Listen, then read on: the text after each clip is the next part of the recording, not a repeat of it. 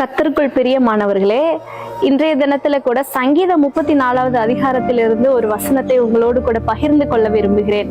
அது என்னவென்றால், கர்த்தரை நம்பி நன்மை செய். இந்த வார்த்தையை கவனித்து பார்த்தீர்களா? நாம் நிறைய பேருக்கு நன்மை செய்திருப்போம். அநேகர் நம்மிடத்தில் நன்மை அடைந்திருப்பார்கள். நாம் அநேகர் இடத்திலிருந்து நன்மையை பெற்றுக் கொண்டிருந்திருக்கலாம். ஆனா நாம் ஒண்ணு யோசிப்போம், இந்த நன்மை நமக்கு எந்த விதத்தில் திரும்ப வரும்?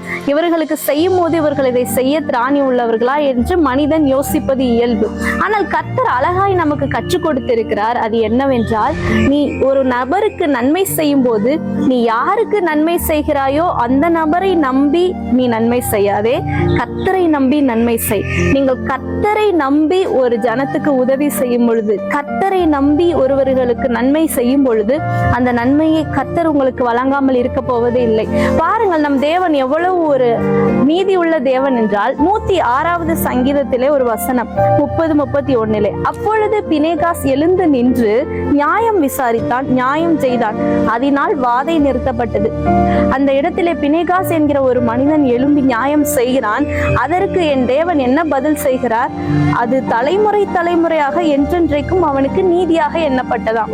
ஒரு பினேகாஸ் எழும்பி நீதி செய்யும் பொழுது கர்த்தர் அதைவிட நீதியுள்ளவர். அவனுடைய தலைமுறைகளுக்கு அந்த நன்மையை கொடுத்தார். பாருங்களேன், நம்ம செய்கிற ஒரு நன்மைக்கு தகப்பன் தேவன் நம் தலைமுறைகளுக்கு அந்த நன்மையை பதில் செய்கிறவராய் இருக்கிறார்.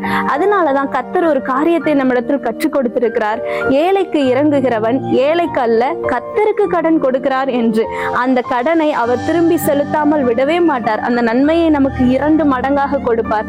ஒருவருக்கு நீங்கள் நன்மை செய்தால் எப்பொழுதும் நினைவில் கொள்ளுங்கள், இந்த மனிதன் இதை நமக்கு திரும்ப செய்ய வேண்டும் என்று ஒருபோதும் எண்ணாதீர்கள். ஏனென்றால் நீங்கள் செய்கிற நன்மைக்கான பலனை கர்த்தர் பரத்திலிருந்து உங்களுக்கு திரும்ப தர வல்லவராய் இருக்கிறார்.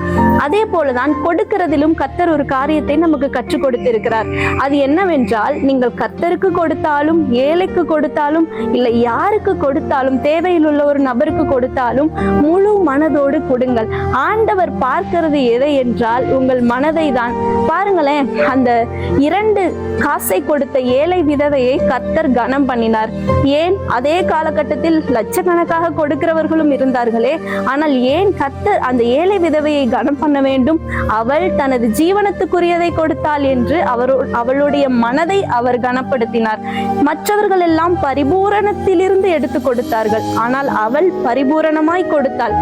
பரிபூரணத்திலிருந்து கொடுப்பதற்கும் பரிபூரணமாய் கொடுப்பதற்கும் வித்தியாசம் உண்டு. நம்மிடத்தில் உள்ள கொஞ்சத்தை முழு மனதோடு கொடுக்கும் பொழுது கர்த்தர் அதை கனம் பண்ணுகிறவராய் இருக்கிறார்.